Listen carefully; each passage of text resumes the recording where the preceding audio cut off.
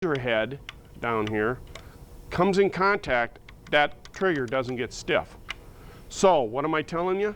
If this isn't on the tool, you don't use it. All right? That plunger, check to be sure that it works and it's operational.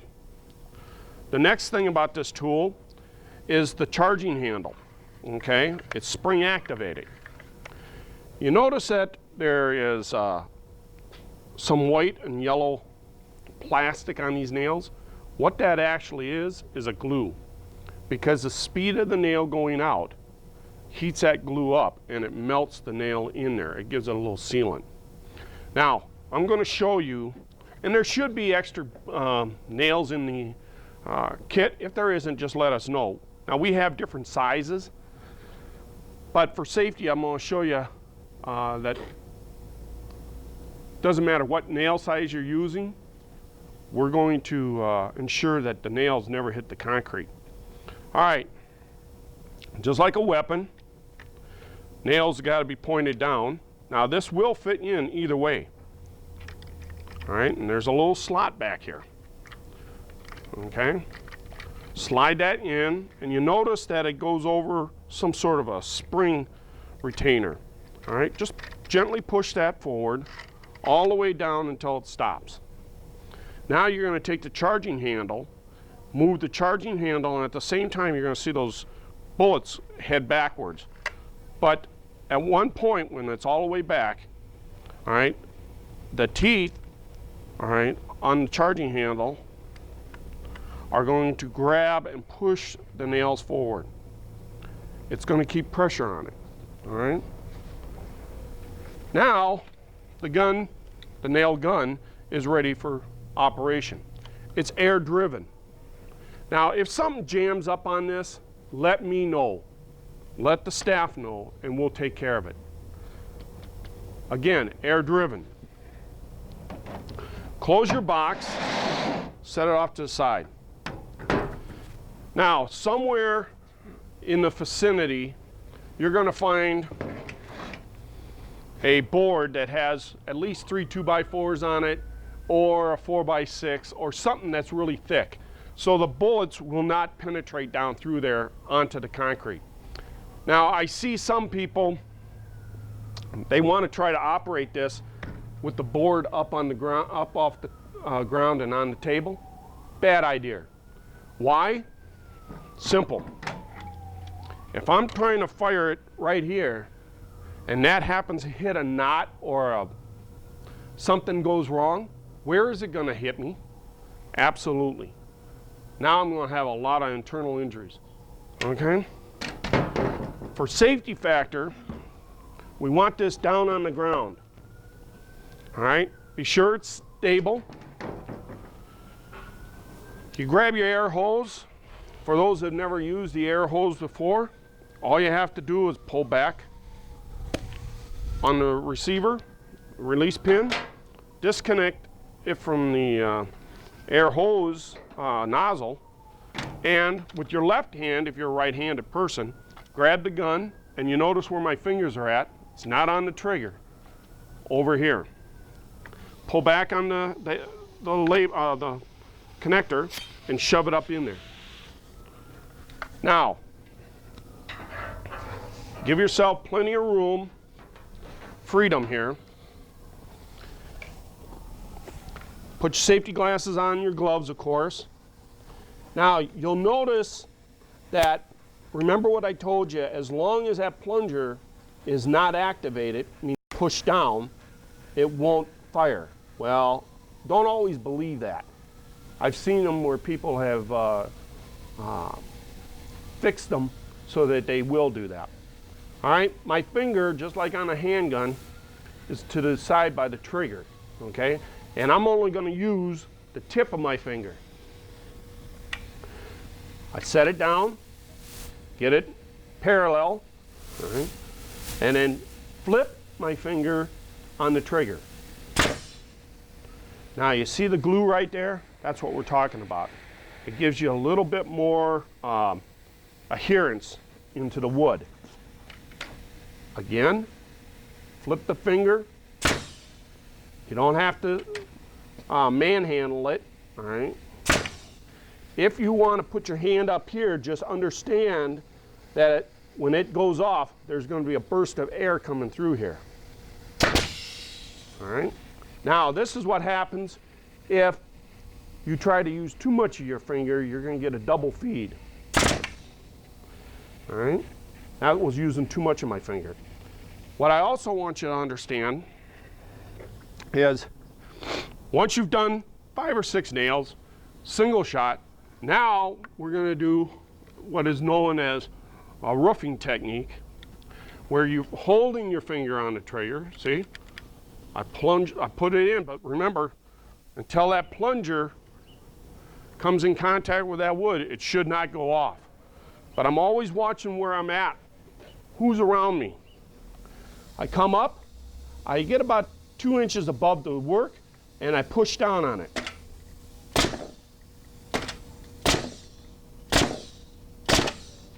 Now, things to be aware of.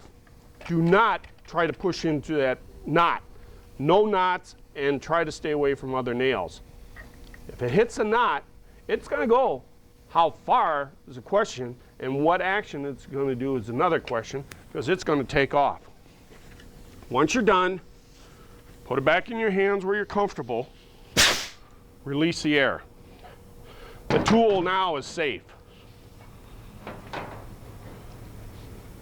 Put everything back the way you got it. All right? Blow off the tool.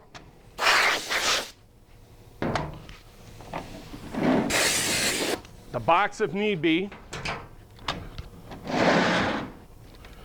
Put away the tool correctly. All right? And secure it.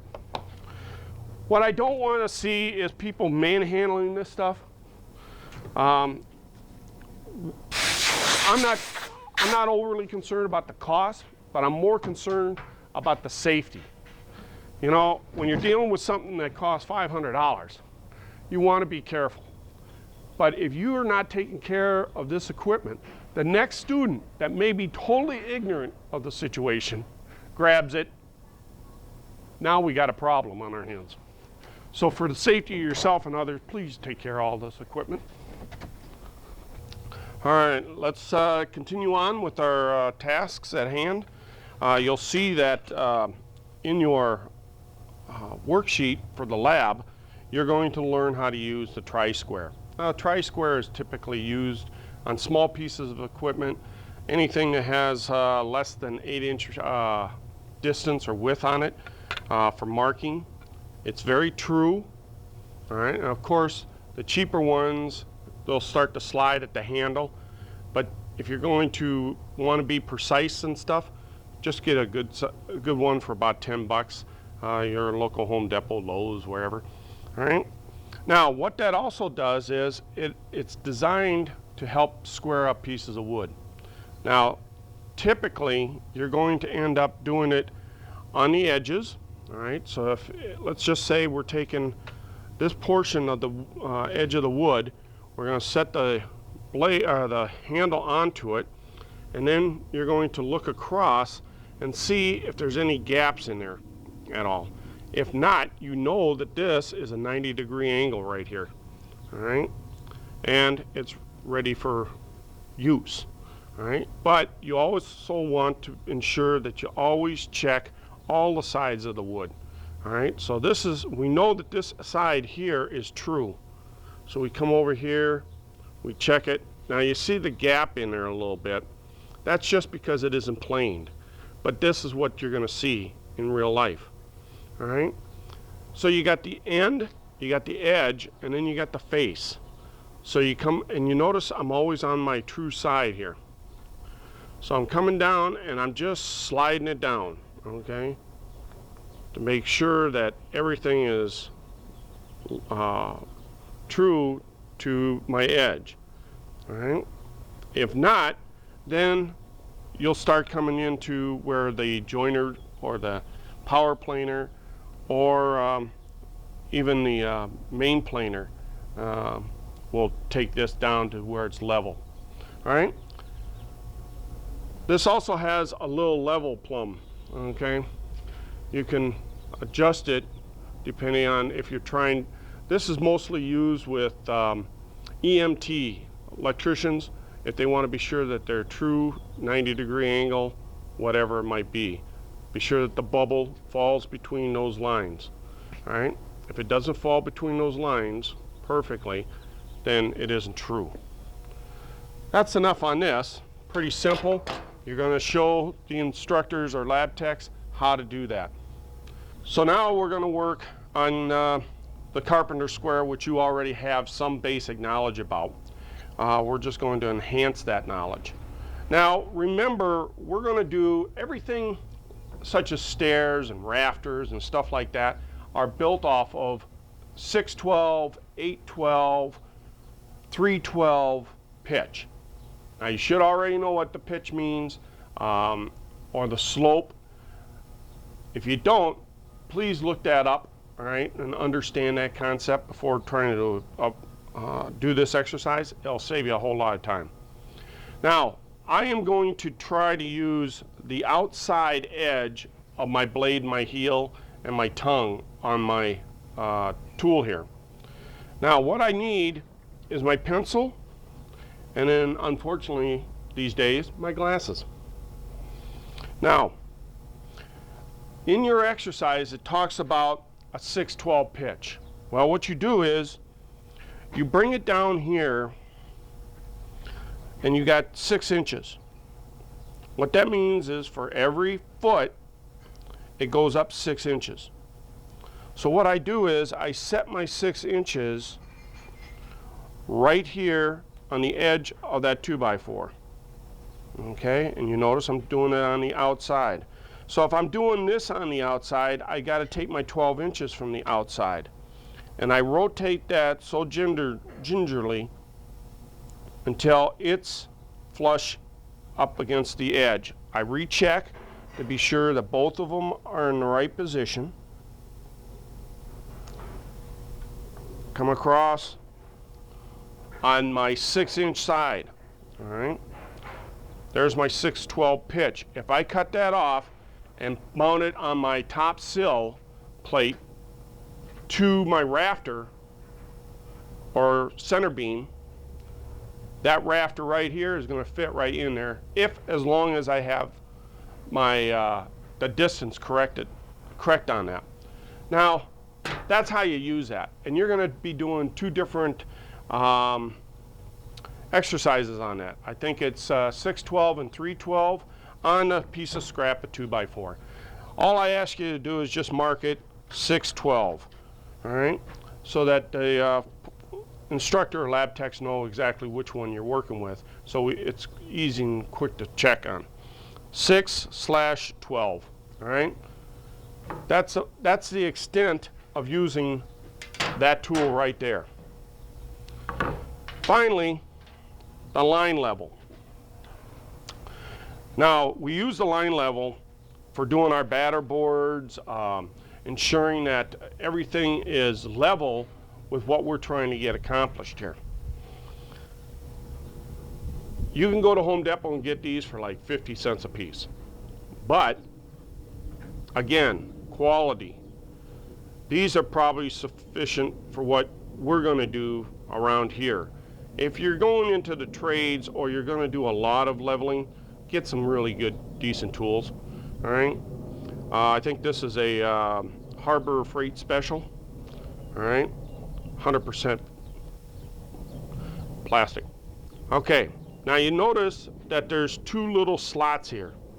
Those 2 slots are for your string to fit through.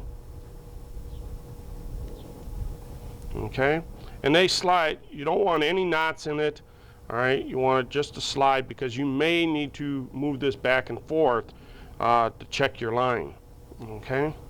Now, this is done pretty simple. First thing is, take your string, and for purposes here, we're going to do it out here around the 2 poles. All right.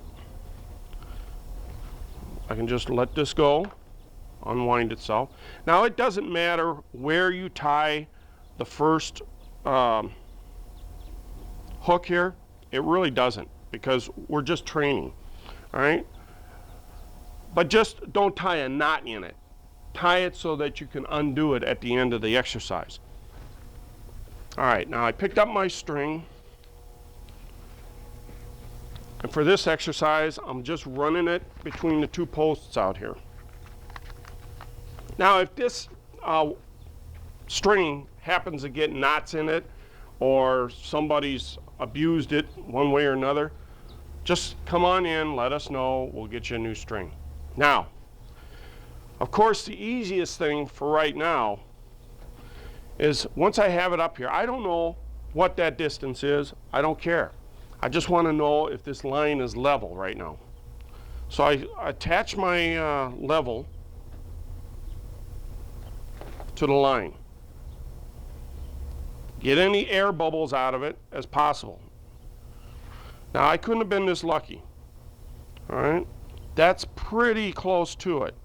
But for demonstration purposes, I'm going to drop it down out of whack. Okay. Now you see how that line level, or the bubble in that line level, is to my far right, your left. Well, I know looking at that, I have to raise this line. So I come back here, grab a hold of it, move it up a little bit, tight, keep it taut.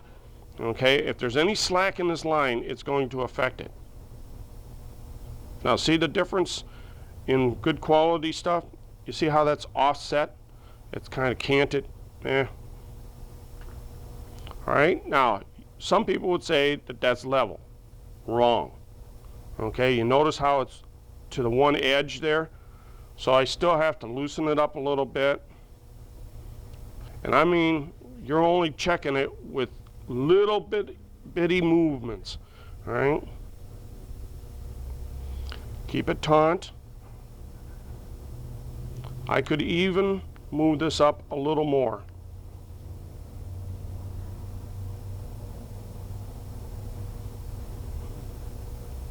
Now that's pretty level right there. What I would do is I'd mark this. Now what you want to do is, we don't want our pole all full of marks. All right, just hold it there and show the instructor that this is where you would mark your line. All right, now this could be on your batter boards or anything that needs to be leveled. Typically we use it for the batter boards.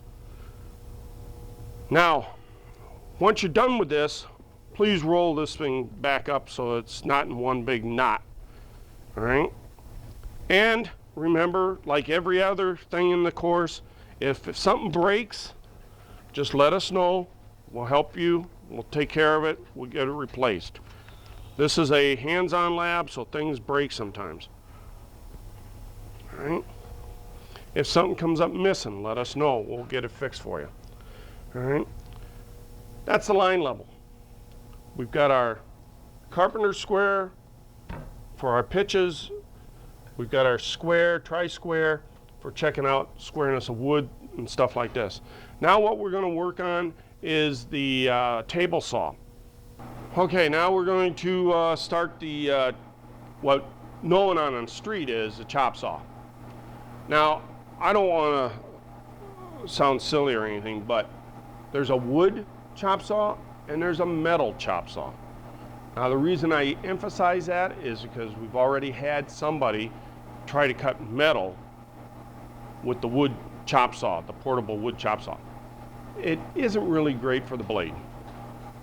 So now what we're going to do, if you've never used this tool again, and remember, in all phases, you never start the tools unless somebody is there physically watching you. This is the Bosch 14-inch combination chop saw. It's a sliding compound miter saw. All right. To do this properly, be sure you got it plugged in. You're going to pull this out and twist it sideways so it's stuck in that position. What that does is it releases the blade, and all you have to do is just gently push down on it. All right, gently push down, pull out, and twist. All right, and it'll raise right up. Now, some things that you need to be concerned about right away. Be sure that everything is out of the way of the cutting blade. On 90-degree angles, it's not very difficult.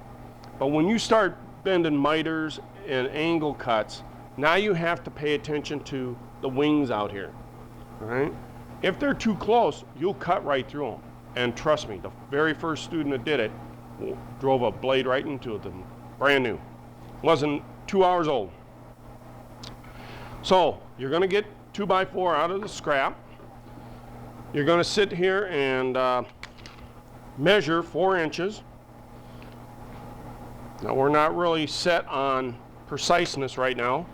We're more concerned about you understanding how to operate the tool. Now, this tool will kick back if you're not paying attention to what you're doing. So, again, you're not going to operate this unless somebody is physically here to watch you do it. You can get it set up, but don't operate it. Be sure everything's locked down. And you know, this is really sensitive equipment, so you don't have to sit there and act like you're trying to win a contest here. Just firm it up. I see people trying to crank on this thing, and what it does is damages the threads. All right? So all we want to do is just be sure it doesn't move. All right? We want to be sure everything's in set place. All right? The next thing, be sure that you got your glasses on before you start it up. Get somebody's attention here. This also has a laser. All right? Now, it depends on what side that laser's set up on. In this case, it's on the left, so you have to add that 1/8 of an inch of the blade width. Now on this is where it gets its name, sliding compound miter. All right.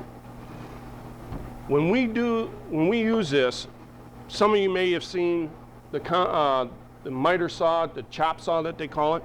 It just went down. Well, this one slides down and cuts. All right. That's why they call it the sliding compound miter. All right. What you want to do is, these are idiot buttons. All right, we call them idiot buttons. They have to be depressed before you can start the blade. All right. Now, if you look down here, this is the handle that you're going to touch. All right. But your hand has to be releasing this button first before you can hit the trigger. All right. This little handle right here, you pull out. You lift this up, you pull out, and you can twist it if you like the handgun grip. Or you can turn it at a 45-degree angle. All right? There's all these different methods that you can do with this. All right? But let's get first comfortable with just using it straight hand. All right? It works either left hand or right hand. It doesn't matter. All right? But if you are left-handed, be sure that your cut stock is off here so that you're using your right hand to hold it down. Okay? All right, now, as I pull this out, I'm pulling it out all the way. Now, you notice that this blade, all right, is underneath my wood, the depth of it. It's preset. You don't have to play with anything. Don't anybody become a mechanic, please. All right?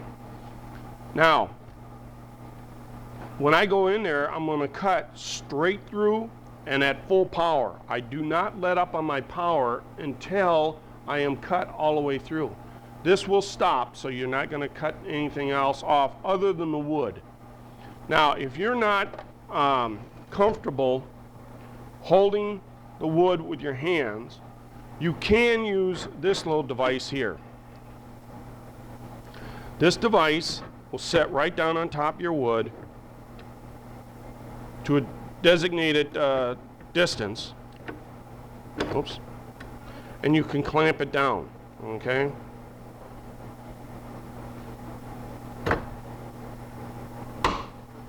All right, and that will hold it right in place.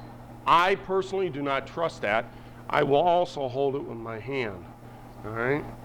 Don't leave it up to machinery, because if this thing happens to kick back, you're hoping that that 1/2 inch is the only thing that's going to hold it in place.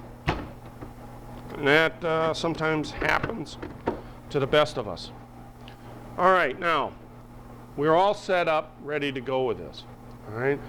I could draw a complete line across there. I'm not going to.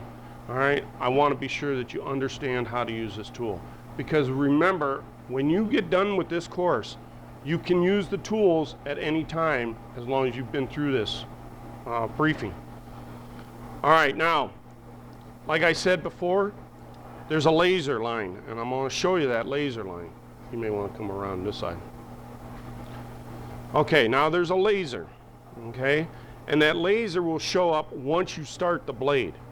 So for training purposes, I'm going to show you what you have to do. Keep it up off the wood, bring it right over the wood, hit your idiot button, and then your trigger, all at the same time. You seen that laser? It's right on my line. I just got fortunate there. All right? When I go to cut it, that 1/8 of an inch is on my bad side of my wood in this case. Okay? If I was concerned about getting it 4 inches, then I would have to move it over so that my blade width is set up in the right position. Remember that 1/8 inch? All right? But for demonstration purposes, we're not concerned about that. Security. Idiot switch, hand, saw. Right there.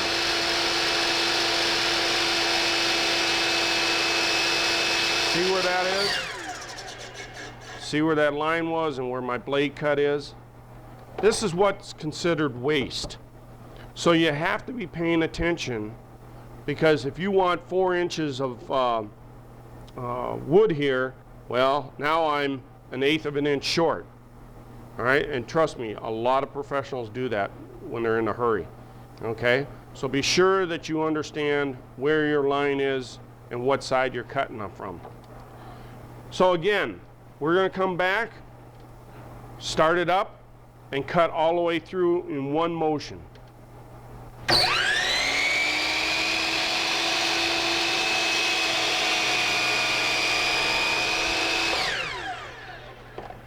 Okay, and there's my cut. Nothing drastic. Now we're going to set it up to do a miter cut. Again, you're going to loosen this just a little bit. You're going to grab a hold of the trigger finger underneath. This releases the catch, and you're going to have to read your paper, but I think it's 30 degrees for the miter cut. All right, you're going to rotate it until that red